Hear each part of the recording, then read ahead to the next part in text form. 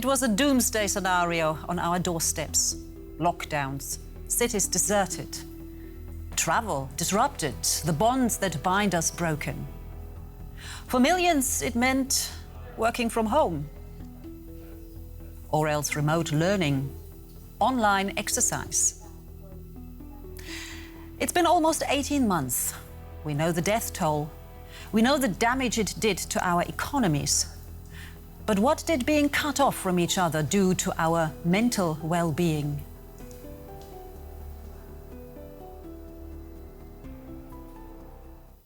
Welcome to our COVID-19 special. I'm Monica Jones. Good to have you with us. So, how are you today? Coping with all the pandemic restrictions? Well, I have to admit that after the past 18 months, I'm slightly more on edge these days, and despite lower infection rates, I'm still hesitant about meeting other people. Wonder where this will end.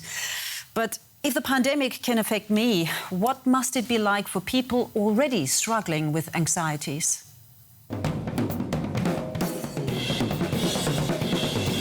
Out of his head and into his body. Martin's drumsticks are his anchor when everything around him seems to fall apart. The 33-year-old has suffered from depression for years, but his illness has been at its worst during the pandemic. Everything crumbled: his therapy, the structure of his daily life, his whole stability. I just stayed in bed or went to the park and tried to shut it all out. It was just too much for me. I didn't want to see or hear anything. It feels like you're getting sucked into absolute emptiness. And that doesn't feel very nice. Veronica finds peace in literature, reading poetry outside. She has also suffered from depression for years, but during the pandemic, the 23-year-old became so depressed that she needed hospital treatment. Sometimes it was so bad that she could no longer find any meaning in life. My thoughts start going round in circles. I think about suicide. I have the urge to hurt myself. That's been part of my life for years. And I have very little motivation. Even if I wanted to do something, I couldn't bring myself to do it. People suffering from depression are hit particularly hard by the fears and restrictions of the pandemic. Also because therapies were often broken off during lockdown.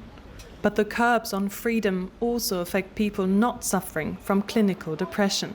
But experts do not see the pandemic in itself as a trigger for depression. People have definitely experienced severe mood swings, but that doesn't mean that we will see a new wave of patients with depression. The illness is quite separate from external factors. That means if you don't have the predisposition, you don't slip into it, even if life has been hard on you. Veronica speaks openly on social media about what she has gone through during lockdown, about her suffering, but also about her successes. It has been a learning experience. I have learned to stand up for myself when I have problems. If I feel uncomfortable, I say so that something can be done about it. I've also learned to be more comfortable on my own. It doesn't work for long, but it's okay for a few days. Right now, neither Veronica nor Martin feel like being alone. Martin's looking forward to getting back together with his band soon. Well, for more on this, I'm joined by Elise Paul. She's a senior research fellow in the research department of behavioral science and health at University College in London. Good to have you with us.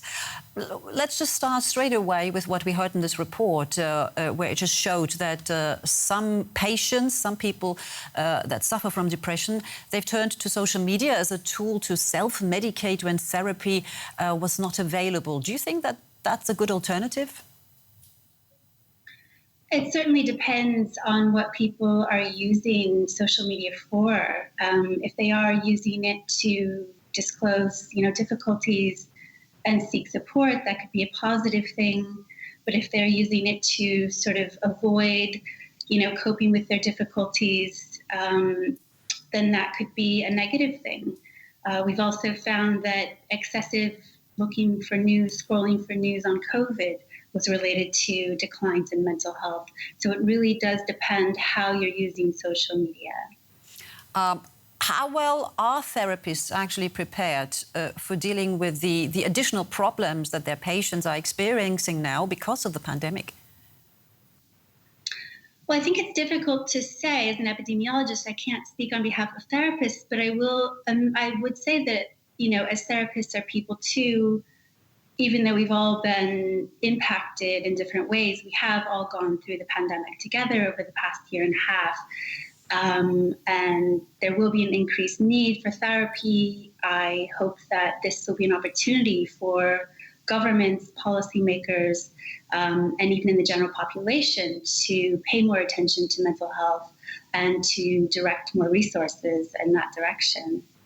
Of course, we've also heard in this report that while a lot of people obviously feeling the weight of the pandemic, I just mentioned something myself there as well, that cannot be compared to a real serious clinical depression. So people sort of being moody now, is that just a phase, or is there perhaps the danger that they'll actually fall into a proper depression?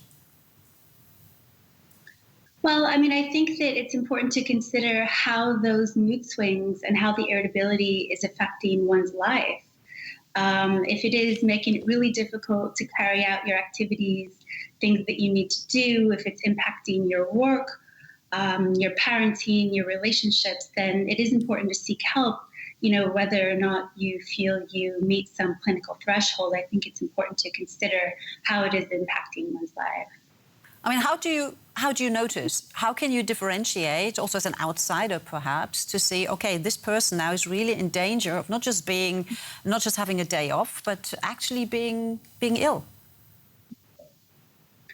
Well, excessive days off from work are certainly one sign. Another that friends and family could notice is avoidance behaviors. So some people tend to withdraw and have some of the classic symptoms of depression that we typically think of, such as sleeping too much, reduced energy, slow moving. Other people can have things like irritability, lashing out, a lot of anger. So I think it is important to acknowledge that it can look different in different people. You mentioned something also about the sort of awareness of mental illness has risen now because of that. That could actually be a good thing, an upside to the pandemic, or am I reading too much into that? No, I think it's definitely a good thing. I hope that will come out of this pandemic. I think that, it's just unprecedented that we've been cut off from things that we enjoy. Art, we've gotten the opportunity to think about what is the difference between attending a concert live versus seeing it online. What's it like to be in a room with 5 of your friends versus on a walk on a rainy day with 1 of your friends? And so we've really had the opportunity to think about, and as researchers too, and to study, what is it about our daily lives that is necessary to maintain mental health, whether or not we've slipped into a depression, but just on a daily basis. All right. And last question, a personal one. How do you cope with the pressure of the pandemic? Yeah. So I try to do things every day that just keep my body and mind able to cope the best I can. I drink lots of water. I try to go to bed every night at the same time, wake up at the same time. I eat healthy. I watch my caffeine and alcohol intake. I exercise every day. And I also meditate every day. I have meditation apps on my phone. Even if it's just 5 minutes in the morning, it really helps me to internalize a calm, soothing voice. Right. Good advice. Thank you so much, Elise Paul, Senior Research Fellow in the Research Department of Behavioural Science and Health at University College in London. Thank you. Time for your questions now, and over to Derek. How can genetic engineering be helpful in fighting upcoming pandemics? Genetic engineering is one of those phrases that get thrown around a lot, but I found a surprising number of people don't actually know what it means. So let's define it. before moving forward. When you genetically engineer something, you use tools from fields that are usually now grouped under the label biotechnology to manipulate and modify an organism's genome. The goal is to make it do things the organism wouldn't do otherwise. For example, produce a highly specific medicinal product, or produce it in faster ways, or produce it in larger amounts.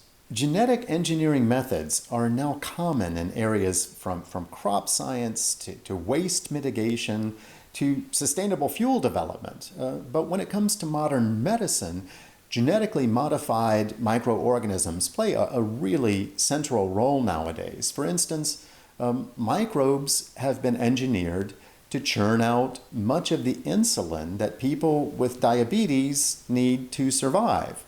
And gene editing methods are also key to designing new medications. They're used not only to manufacture complex biologics like monoclonal antibodies, but also vaccines. Viral vector vaccines, like those made by AstraZeneca, are like poster child examples of products made with genetic engineering. They work because the designers were able to splice genes from SARS-CoV-2 into a harmless adenovirus that when injected can help make you immune to COVID-19. So genetic engineering is much more than helpful in the fight against pandemics. It'll continue to be a crucial facet of reacting to them and containing them in the future. Thanks for watching.